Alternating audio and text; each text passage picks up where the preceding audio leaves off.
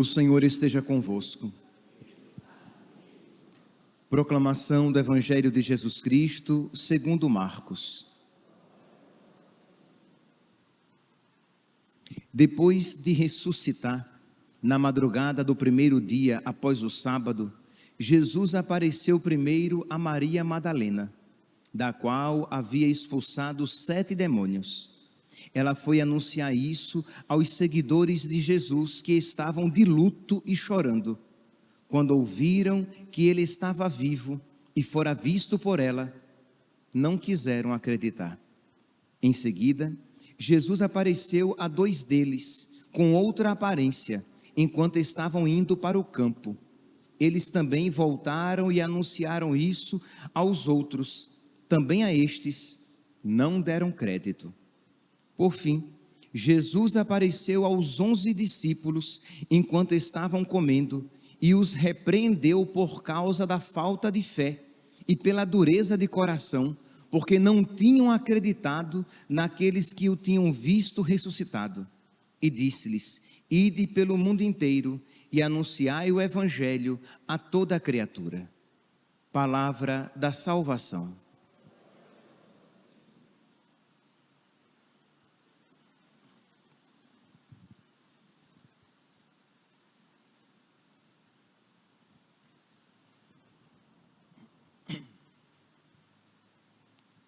Caríssimos irmãos e irmãs, estamos no sábado da 8ª de Páscoa e desde o início da 8ª nós estávamos refletindo que nós vivemos esses 8 dias como um único e mesmo dia de Páscoa, dia da ressurreição, e os evangelhos retratam, relatam, expressam este acontecimento fundamental, que nos diferencia, né, que dá sentido à nossa fé, que é a ressurreição de Cristo.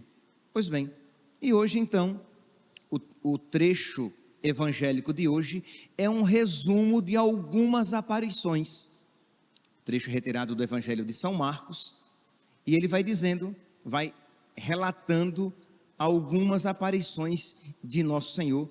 E é interessante, meus irmãos, como os apóstolos são apresentados.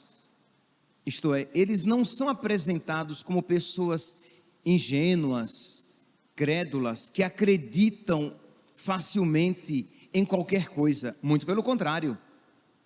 Jesus os critica porque eles não acreditaram de imediato. Por que eu estou dizendo isso? Porque uma das mentiras levantadas contra a ressurreição de Cristo é de que a ressurreição seria fruto de um delírio de homens exaltados. Isto é, que Jesus Cristo não teria ressuscitado coisíssima nenhuma, mas pessoas exaltadas, desequilibradas, os apóstolos, acreditaram nisso e propagaram esta, segundo eles, mentira, esta ilusão, este fruto do delírio, do desequilíbrio psicológico religioso deles. E se nós nos detivermos ao texto bíblico, nós veremos que os apóstolos são tudo menos exaltados. Muito pelo contrário, eles existem. Diz aqui, versículo 11: na madrugada do primeiro dia após o sábado, Jesus apareceu primeiro a Maria Madalena. Ela foi anunciar isso aos seguidores de Jesus que estavam de luto e chorando. Quando ouviram que ele estava vivo, não acreditaram, não quiseram acreditar. Ok? Jesus misericordiosamente, que quer que todos os homens se salvem e cheguem ao conhecimento da verdade, Jesus aparece aos discípulos de Emaús. Estes vão e anunciam aquilo que viram. Versículo 13, eles também, os discípulos de Emaús, voltaram e anunciaram isso aos outros. Também a estes não deram crédito. E Jesus, então, por fim, já que eles não acreditaram em Maria Madalena, nos discípulos de Emaús, tá bom, por fim, Jesus apareceu aos 11 enquanto estavam comendo e puxou-lhes as orelhas. Isso é, e os repreendeu por causa da falta de fé e pela dureza de coração, porque não tinham acreditado naqueles que o tinham visto ressuscitado. Então nós vemos aqui que a ressurreição é um dado objetivo, é algo acontecido de fato, que os apóstolos de início até mesmo resistiram, mas quando foram tocados pela fé, quando se abriram à fé, estiveram dispostos a morrer por aquilo que eles acreditavam.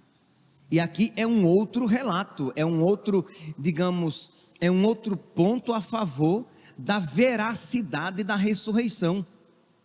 Ninguém morre por uma mentira. Às vezes, não se morre nem pela verdade.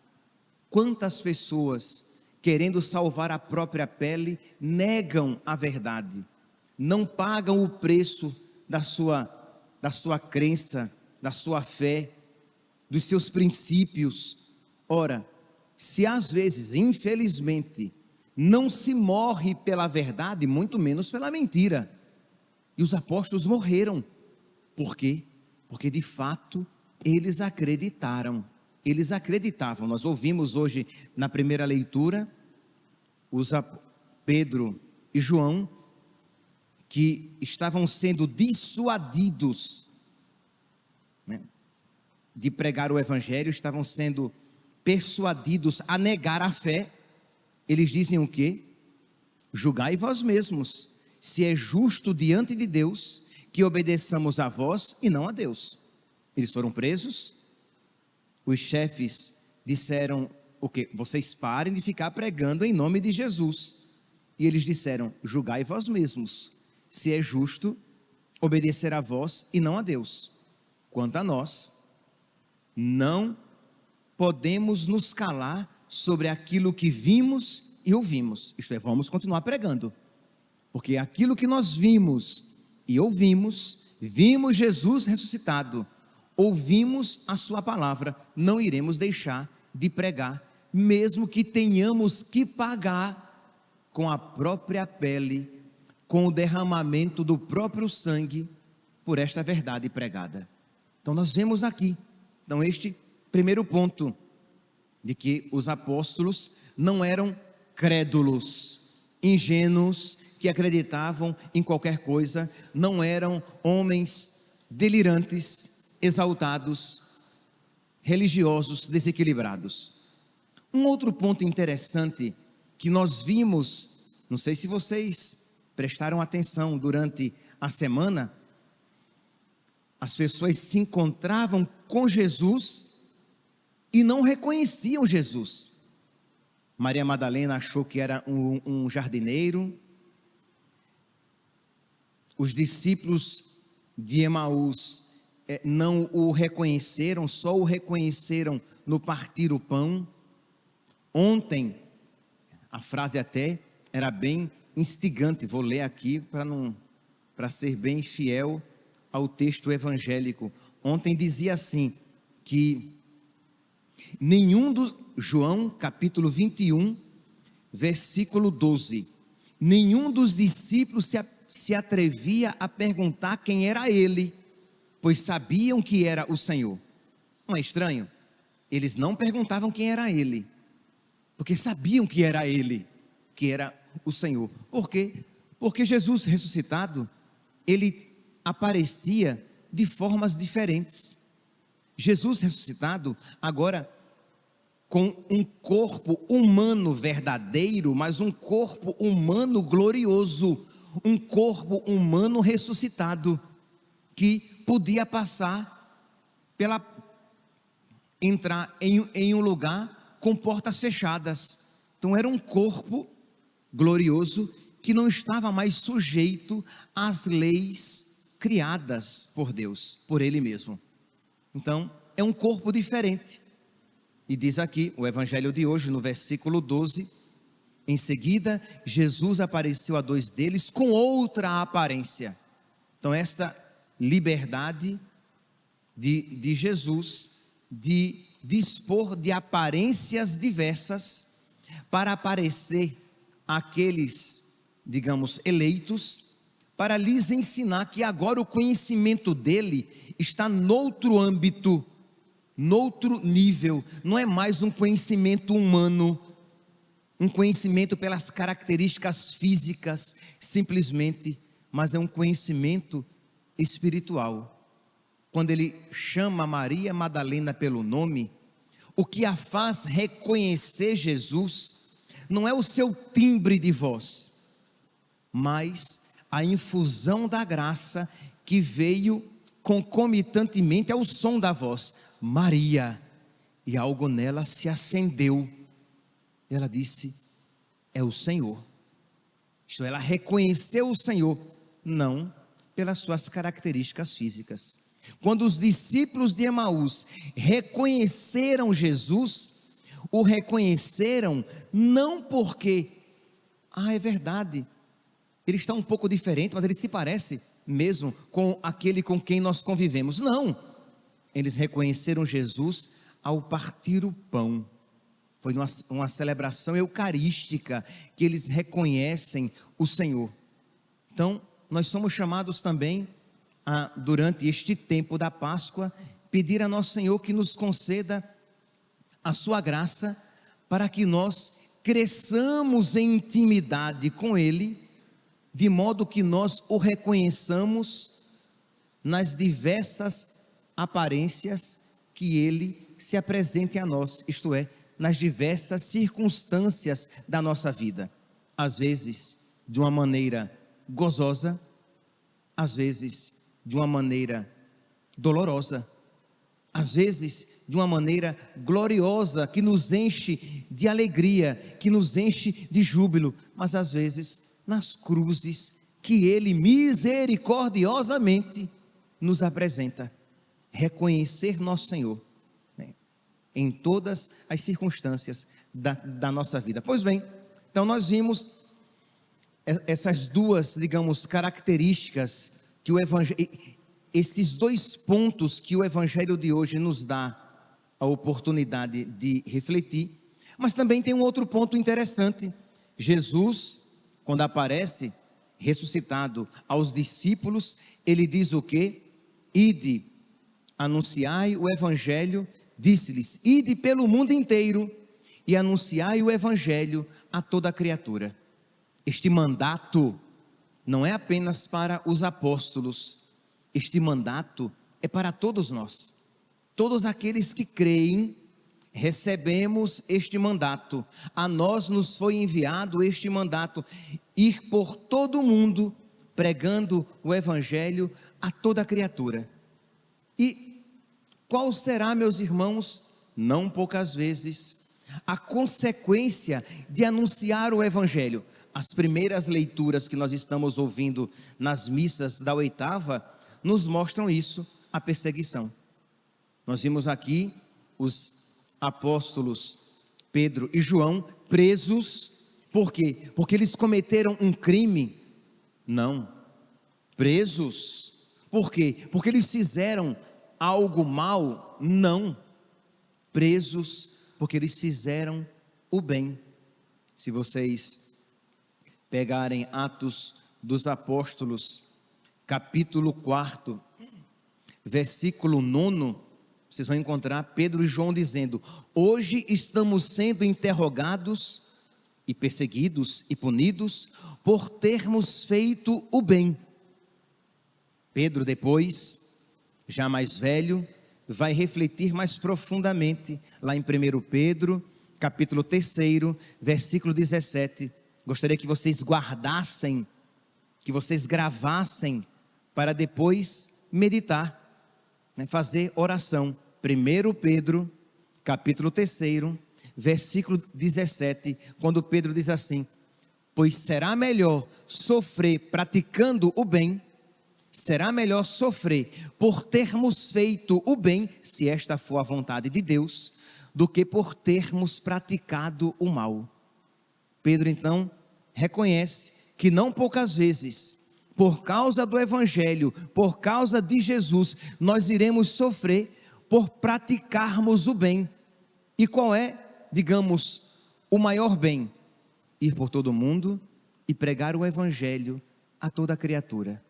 Meus irmãos, a gente às vezes, isso é um mal muito grande, muitas vezes as pessoas compreendem o pregar o Evangelho, o viver a religião, como se fosse algo fortuito, como se fosse algo gratuito, como se fosse algo acidental, acessório. Não, pregar o Evangelho, viver a nossa religião é algo fundamental. Não é fundamental que tenhamos um bom emprego, porque um dia morreremos e o deixaremos. Não é fundamental, essencial, que tenhamos uma boa saúde, porque um dia ou morreremos muito saudáveis, num acidente, ou morreremos porque perdemos a saúde, mas nós a perderemos. Mas fundamental são os nossos relacionamentos. Não são, porque um dia ou nós iremos perdê-los aqui neste mundo mesmo, ou iremos deixá-los. Mas fundamental é a nossa religião, é a nossa ligação com Deus, porque nos ensina a valorizar e a buscar aquilo que não passa. Então muitas vezes nós lidamos com a religião como se fosse algo acessório, um acréscimo muito legal, a cereja do bolo. Mas se o bolo não tiver cereja, continua bom. Não, meus santos, a nossa religião, a nossa fé, o nosso Deus é aquela realidade sem a qual nada mais tem sentido. Isto é, se não existe a vida eterna, se não existe um Deus que me espera, se não existe um Deus que me criou, que me salvou e que reserva para mim uma felicidade sem fim, este mundo perdeu sentido. Então nós precisamos mais do que nunca viver esta fé e propagar esta fé. Então por causa disso, os apóstolos estavam sendo perseguidos, estavam sofrendo por terem praticado o bem, estavam sofrendo, como vai dizer Pedro aqui, em Atos, capítulo 4, versículo 12, ele pregava que em nenhum outro há salvação, pois não existe debaixo do céu outro nome dado aos homens pelo qual possamos ser salvos. Então, por isso, para testemunhar isso, ele estava disposto a sofrer, porque nós não podemos deixar de falar a respeito daquilo que vimos e ouvimos. Mas vocês vão ser presos se vocês continuarem falando que não há salvação em nenhum outro nome, de que Jesus Cristo é Deus e que Ele ressuscitou. Mas é melhor sofrer por defendermos e pregarmos a verdade, por fazermos o bem, se esta for a vontade de Deus, do que sofrer por fazermos o mal. Então vamos lá, meus irmãos, os nossos predecessores, os apóstolos, sofreram porque ousaram dizer que não havia salvação em um outro nome a não ser no nome de Jesus. E nós hoje em dia queremos uma sorte diferente. E nós hoje em dia não queremos mais pregar isso porque é politicamente incorreto. Porque o que é bonito para o mundo atual, bonito é dizer assim: você é católico? Muito bem, é bom para você ser católico? Então seja um bom católico. Você é espírita? É bom para você ser espírita? Então muito bem, seja espírita. Você é muçulmano? É bom para você ser muçulmano?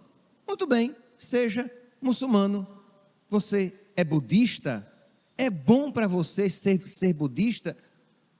Para o mundo atual, isto é o politicamente correto.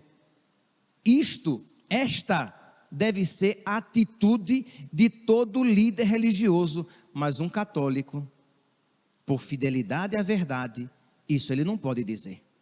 Se ele quer ser fiel a nosso Senhor, ele vai correr o risco de ser cancelado na mídia social. Ele vai correr o risco de ser criticado pelas pessoas, pelos seus amigos, pelos seus conhecidos, às vezes até mesmo criticado por aqueles que estão sentados nos bancos da igreja. Mas o que é mais importante, obedecer a Deus ou a vós? Disseram Pedro e João. Isto é, Atos dos Apóstolos, capítulo 4, versículo 19. Julgai vós mesmos se é justo diante de Deus que obedeçamos a vós e não a Deus. Isto é, o mundo não quer que nós obedeçamos a Deus. O mundo não quer que nós preguemos isso, porque isso é um discurso muito duro, isso é uma prepotência religiosa, isso é um discurso de ódio. Mas para nós, meus irmãos, é o bem que nós temos a oferecer, isto é, a verdade. Jesus Cristo é o nosso Deus, é o nosso único Salvador, e não há salvação em um outro nome, a não ser no nome de nosso Senhor Jesus Cristo. E nós precisamos o quê? Querer e nos esforçar para converter, para ganhar o maior número de almas, para que o maior número de pessoas aceite Jesus Cristo na sua igreja que Ele deixou aqui, fundada sobre a terra. Então isto nós não podemos deixar de pregar, porque nisto nós cremos. Nós não podemos deixar de falar a respeito daquilo que vimos e ouvimos. Foi a palavra de nosso Senhor, foi a palavra de Pedro e João, e o mandato de nosso Senhor é: ide por todo mundo e pregai isso. Ide por todo mundo e pregai o evangelho a toda a criatura. Então precisamos ser fiéis a nosso Senhor e estarmos dispostos, se esta for a vontade de Deus, ao sofrimento por fazermos o bem, por pregarmos a verdade, com toda a caridade, com toda paciência, com todas as virtudes necessárias para se falar a verdade, mas falando a verdade. Então precisamos voltar à nossa fé católica, que de verdade crê nisso e anuncia isso, e não porque queremos, isto é, a paz a todo custo, deixarmos de anunciar esta verdade fundamental de que não há salvação num outro senão em nosso Senhor Jesus Cristo. Por quê? Porque Ele nasceu para nos salvar. Por quê? Porque Ele é Deus feito homem. Por quê? Porque Ele morreu por nós e por nós ressuscitou, com toda a caridade e com toda a verdade. Buda morreu e está enterrado, com toda a caridade, mas com toda a verdade. Maomé, que não tinha nem pretensão de ser Deus, apenas o profeta, morreu e está enterrado. Confúcio morreu e está enterrado. Allan Kardec morreu e está enterrado.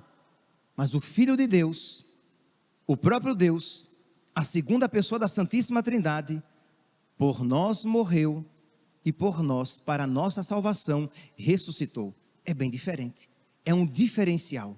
E este Filho de Deus, o próprio Deus, a segunda pessoa da Santíssima Trindade, que por nós nasceu, morreu e ressuscitou, Ele fundou uma igreja.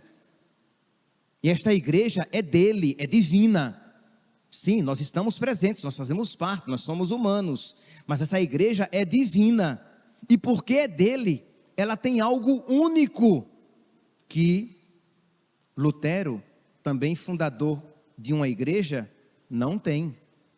Que Confúcio, também fundador de uma igreja, não tem.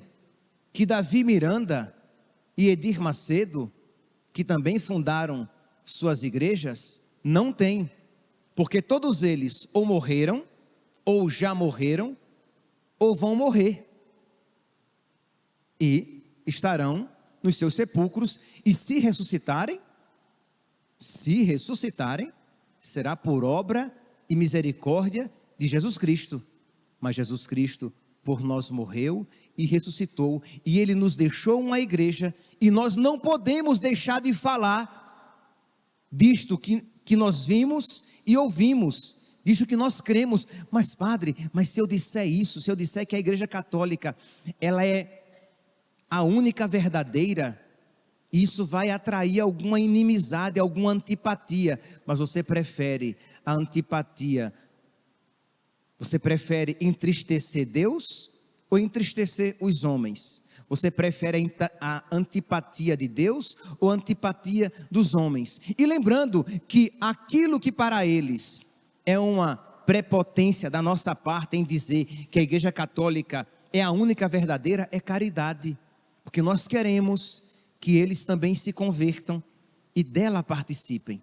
Que eles se convertam e possam conhecer toda a palavra de Deus e retamente interpretada somente na igreja de Cristo. Toda a palavra de Deus está apenas na igreja católica e retamente interpretada à luz do magistério, à luz da tradição, pelo magistério da igreja. Nós também queremos que eles tenham acesso a todos os sacramentos que Cristo deixou na sua igreja, de um modo particular, o batismo, a Eucaristia, o sacramento da confissão e todos os outros sacramentos. Nós também queremos que eles conheçam aqueles verdadeiros amigos de Deus, os santos, e que viveram numa total fidelidade, numa total correspondência à vontade de Deus, para que eles aprendam a imitá-los. Como o próprio São Paulo diz: sede meus imitadores, assim como eu sou de Cristo. Então, quando nós queremos que o mundo se converta a Cristo na sua única igreja, a igreja católica, não é uma megalomania nossa, que nós queremos ser os maiores, o maior grupo. Não é isso. É porque nós cremos e não podemos deixar de falar a respeito disto que nós vimos e ouvimos. Nós cremos que Jesus Cristo é o nosso único Salvador, e Ele deixou uma única igreja neste mundo, como um caminho de salvação, como um caminho de encontro com Ele. Então, meus irmãos, que nesta oitava de Páscoa, neste finalzinho já, nós peçamos a Deus que encha o nosso coração com o seu Espírito, para que nós estejamos dispostos, mesmo que à custa de sofrimento, mas que sejamos dispostos a ir por todo o mundo, pregando o Evangelho a toda criatura. Louvado seja nosso Senhor Jesus Cristo, para sempre seja louvado.